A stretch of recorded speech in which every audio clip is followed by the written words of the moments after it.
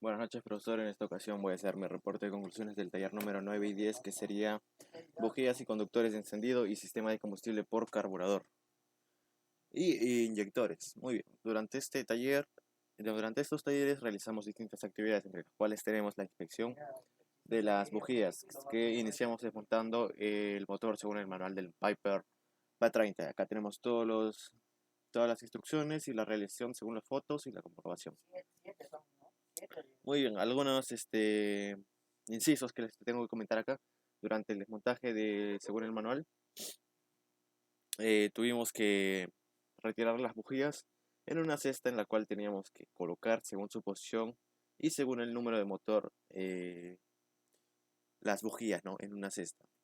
Después de eso, realizamos la inspección de las bujías según su desgaste, ya que todas las bujías no se desgastan de manera igual, porque los cilindros que están en la parte delantera reciben más aire que los que están en la parte posterior, por lo cual se enfrían de forma mayor. Los de la parte posterior se calientan más y además, por motivos de gravedad, la parte inferior de los cilindros, que serían las bujías que están en la parte inferior, se calientan más que que están en la parte superior y se desgastan más.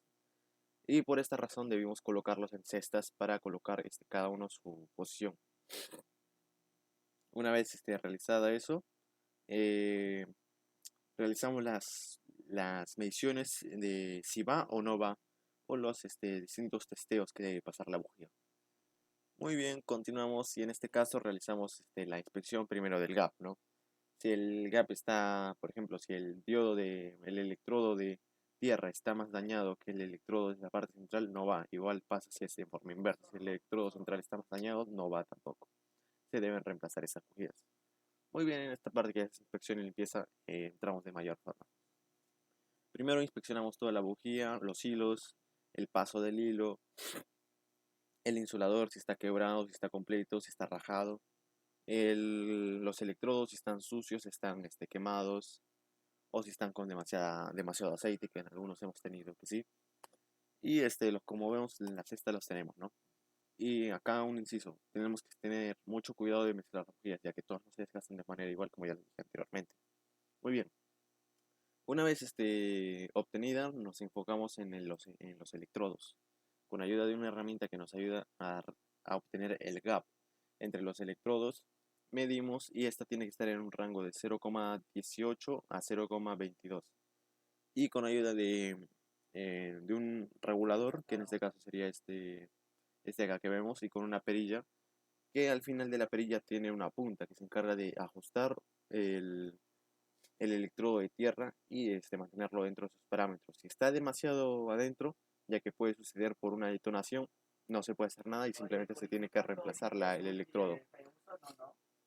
Muy bien, una vez regulado y ha sido el regap, pasamos a la limpieza de los electrodos, ya que generalmente dentro de esos electrodos se llena de carbón, suciedad, aceite y debemos limpiarlo. ¿Cómo lo hacemos? Mediante una inyección de aire con óxido férrico, en el cual lo metemos en esta máquina que es el SPST, en la cual va a girar la parte superior de la bujía y la parte inferior va a ser inyectada por óxido ferroso en forma de pequeñas partículas y harán de lija para limpiar todo el interno.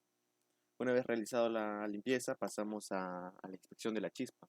Tenemos que verificar su continuidad. En este caso lo hacemos mediante el testeo de la chispa. Y mediante un viroscopio o mediante un espejo, vemos la cantidad y la fuerza que genera la chispa. Tiene que generar por lo general los 20.000 a 22.000 voltios. En caso de que no los genere o sea muy pobre la chispa, debe reemplazarse porque tendría problemas de continuidad. Esto sucede por detonación, por golpes o porque se friccionó la cerámica. Continuando, como ya les dije, tiene que estar entre 0,018 a 0,022 milésimas de pulgada. Como podemos apreciar, y una vez realizadas todas las pruebas, con una lupa y con una linterna, verificamos que todo esté dentro de los parámetros y procedemos a dirigirnos a la aeronave. En este caso vamos a hacer el cambio de posición o rotación de las bujías, que en este caso es de un motor Continental, pero por lo general el avión es de Lycoming, así que simplemente modificamos los números. Que por ejemplo el 6 sería del 1 al 6, este es en caso del Continental, ¿no? pero simplemente modificando y cambiándolos. El 6 es el 1, el 5 es el 4, el 4 es el 3 es el 2 y el 2 es el 1, por así decirlo, ¿no? Simplemente se cambia. Y este sería un motor Continental. Y como vemos, una vez en este motor Lycoming cambiamos la posición nada más. Este según el motor tenor Continental y cambiamos la posición. El 1 top se cambia al 6 bot, el 1 bot se cambia al 6 top y así sucesivamente. Simplemente se intercambian las posiciones y números. Como ya les dije, el desgaste no es igual y por eso se cambia. Muy bien, una vez realizado todo eso, el torque que le vamos a aplicar a las bujías es de 300 a 360 libras por pulgada. Y pasamos con la instalación de las bujías. Estas bujías deben ser antes, eh, se les debe aplicar un antiagarrotamiento en los hilos, en el paso de los hilos. Como ya hemos verificado que los hilos están bien, les colocamos el antiagarrotamiento, que es una pasta, y que tiene que echarse en todos los hilos, excepto en los dos primeros, para evitar que estos dos se encarguen de malograr los electrodos principales y los ensucien, y eso más que nada, ¿no? Además, esta pasta nos va a ayudar a que podamos retirarlo de manera sencilla, sin mucha fricción, y nos ayuda a ajustarlo de igual manera. Muy bien, como ya vimos, tenemos que colocar bien el dado, ajustarlo, igualmente con los conectores de la parte superior, ¿no? Que se encargan de alimentarlo. Los cables también juegan un papel importante, tenemos que ver que no estén agrietados, cortados, quemados, con manchas negras, que son indicios de posibles fugas. Tenemos que verificar todo eso. Muy bien, una vez instalado todo, cerramos el capó como nos indica el manual, ¿no? Del Piper Comanche sección 2 de 24 ítem 87. Muy bien, continuamos. Una vez realizado todo eso, esta es la inspección que se realiza cada 50 horas y tiene que ser comprobado, ¿no? Las condiciones de las bujías deben ser limpias, la condición de los cables, cerámicas, bujías, deben ser limpias, secas y sin fuga. Cheque todas las cables de ignición para asegurarse de que las abraceras están en una conexión segura. Muy bien, continuamos. En este caso, este es el cuestionario que ya lo respondimos. En este caso pasamos al taller número 10, que sería desarmado del carburador. Identificamos las siguientes componentes. El turtle es el acelerador, el discharger nozzle, el inyector principal, el Myrie Brake, el respiradero que se encarga de absorber el aire y juntarlo con la gasolina o combustible que va a ser disparado posteriormente en el discharger nozzle o en el mínimo, o en el inyector de mínimo, ¿no? El metro inject que se encarga de regular el paso del combustible para evitar que haya posibles fugas o se desperdicie el combustible y además nos ayuda a evitar preigniciones. El flotador que trabaja conjunto con la aguja y el asiento de válvula. Desarmado el carburador, el turtle, también conocido como válvula mariposa, se encarga de controlar el paso del aire o el flujo de aire en el carburador y esta válvula se controla con la palanca negra. El discharger nozzle es el inyector principal que se encarga de la inyección de la cantidad de combustible que pasa al cilindro. Este inyector principal se encarga de regular por medio de la palanca roja. En caso de que la aumentemos, va a aumentar más el paso de combustible, en caso de que no. El man-i-breath, que sería un respiradero por el cual se encarga de mezclar el aire con el combustible para destruir la tensión superficial y llegar a pulverizar el combustible junto con el aire y así inyectarlo directamente al cilindro y que haya una combustión, no una explosión ni una detonación, una combustión y que salga de forma de vapor, ¿no? El metro inject es un receptor de paso combustible para evitar que se haya fugas líquidas y no se derrame y haya preigniciones. Muy bien. Armado el carburador, lo colocamos todo en su sitio con ayuda de un par de desarmadores planos estrellas y con una mixta de un medio, ¿no?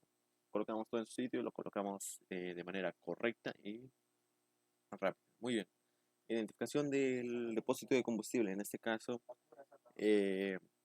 vimos que el carburador a donde llega la gasolina.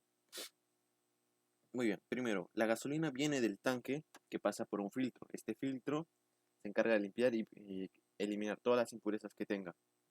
Y además pasa y llega hasta la aguja, que la aguja es regulada por el flotador. Este flotador, a medida que baja, la aguja va a subir y va a aumentar el paso de combustible. Es decir, el depósito de combustible, a medida que se va acabando, se consumiendo, va a aumentar el flujo de combustible. Y por medio del flotador, ya que esto funciona por medio de densidad, ya que el flotador está lleno de aire y el combustible es más ligero, ¿no? Por eso es lo que mantiene arriba el aire. Muy bien, continuando, lo encontramos en el depósito en la parte de acá del carburador. Identificación del flotador. El flotador se encarga de accionar en conjunto con la aguja el paso de combustible al depósito de combustible por medio de la densidad, ya que el flotador tiene aire y es más ligero que la gasolina. Para que flote en medio de toda la gasolina, la aguja se encarga de hermetizar junto con el asiento de válvula que vemos acá. Esto se encarga de cerrar de manera hermética y evitar que haya paso de combustible, ya sea por gravedad. Muy bien, el asiento de válvula, hay momentos en los que se ensucia y se tiene que limpiar este asiento de válvula. Y esta es la aguja, la dichosa aguja que tenemos acá. Este es el flotador, el asiento de válvula que tenemos acá y el carburador con el que trabajamos. Usamos un WD-40 para revisar si los conductos estaban limpios. Identificación de la válvula del meter inject. Muy bien, en este caso la teníamos dentro de un ducto en el cual estaba ajustada todavía con un perno. Y una vez retirado el perno y retirada la válvula meter inject, esta es esta de acá, que se encarga de reducir el paso y evitar el flujo de combustible, ¿no? Esto se encarga de reducir el paso, el paso de combustible que va a ser posteriormente inyectado por el inyector de alta y el inyector de baja, que se mezclan con el respiradero para romper la tensión superficial y ingresar al cilindro.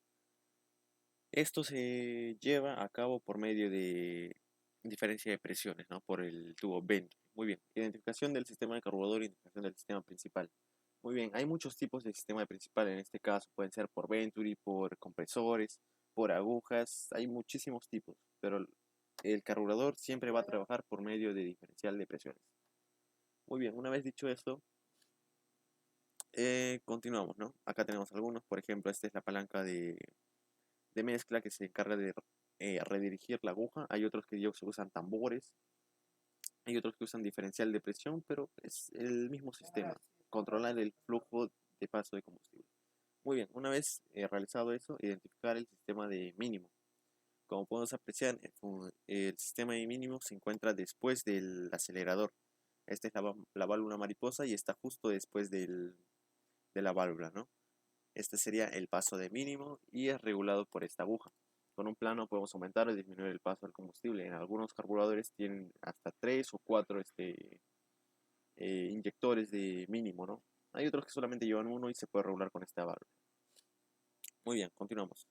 Al identificar el sistema de aceleración está dado por la válvula mariposa que se encarga de controlar el flujo de aire mediante la acción mecánica de la palanca negra. La palanca tiende a congelarse. Muy bien, esta válvula tiende a congelarse por motivos de presión, temperatura, humedad en el aire y además el tubo Venturi es es un gran es una gran víctima de este hielo, ¿no? O esta congelación, ya que las bajas presiones, la temperatura y la humedad tienden a congelar toda esta zona eh, por la pulverización, ya que la temperatura a la que se pulveriza el combustible son bajas y además a la altura que trabaja el avión es de menos 50 grados, ya que está a unos 30.000 a 40.000 pies sobre el nivel del mar. Y estas bajas temperaturas tienden a generar hielo entre las mariposas y producen que el motor se apague. Es por eso que salieron las bombas de inyección. En este caso vamos a hablar sobre una bomba mecánica de gasolina.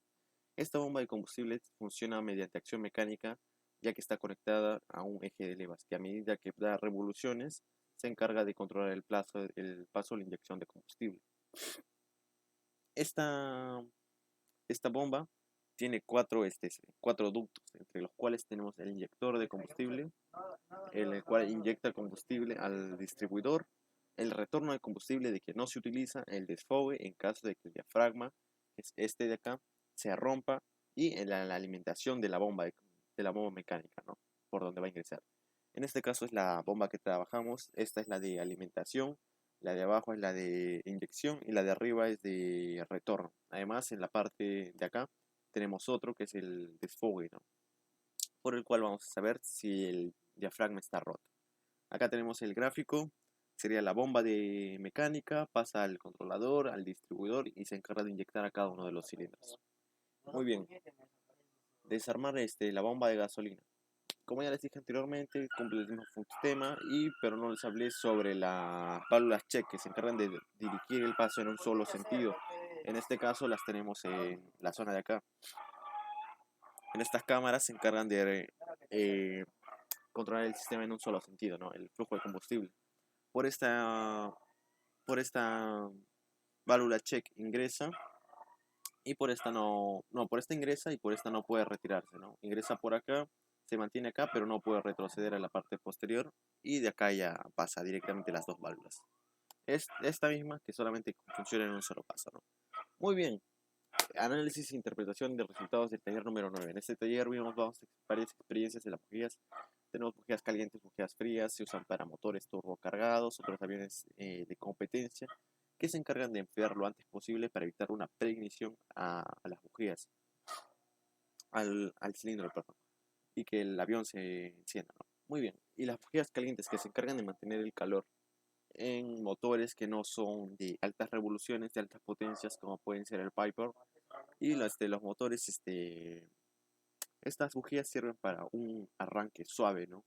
Para que no sea un arranque brusco y que tenga que girar y girar. No, para que arranque de una. Para eso sirven las bujías calientes. Muy bien, cuando las bujías llegan a un ciclo de 50 horas se deben rotar a top, a bot y de 6 a 1 y de 1 a 6.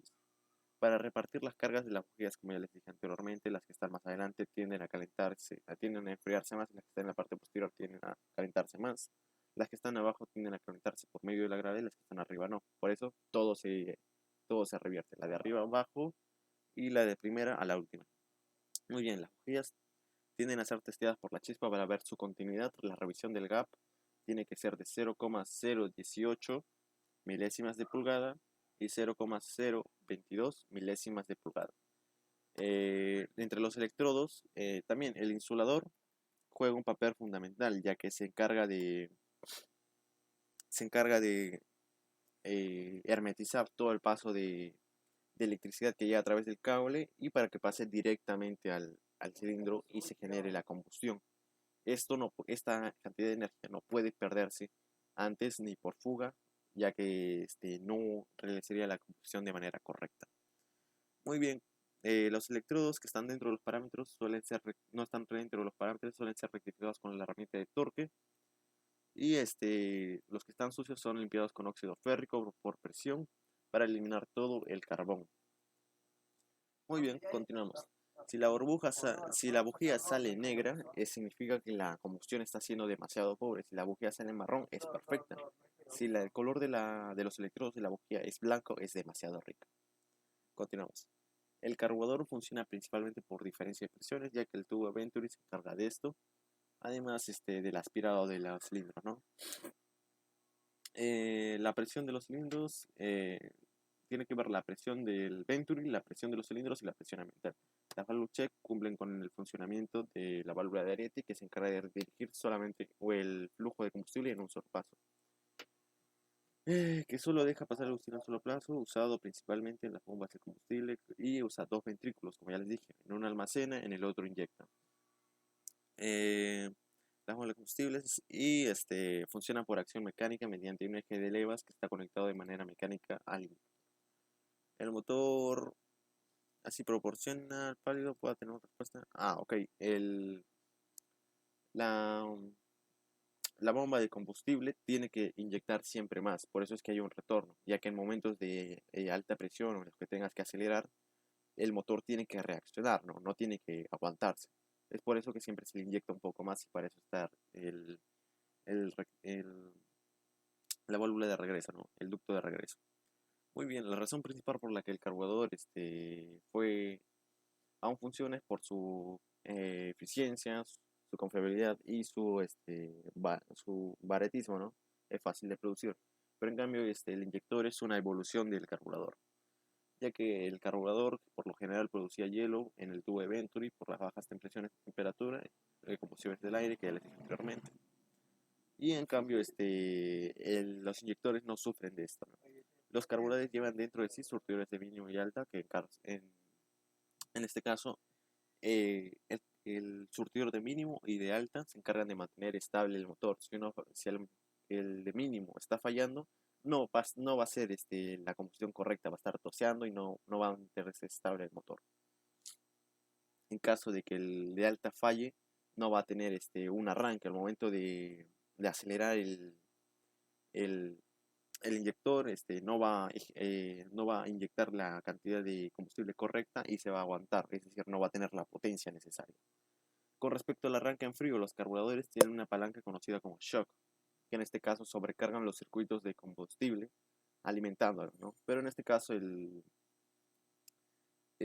inyector tiene una palanca que se encarga de activar y se lo conoce como el priming, que se encarga de sobrecargar la bomba de combustible y enriquecer la gasolina para que el arranque sea uno suave y que arranque la primera. Esto mayormente se usa en ambientes fríos y cuando es el primer arranque del día, cuando el motor está frío.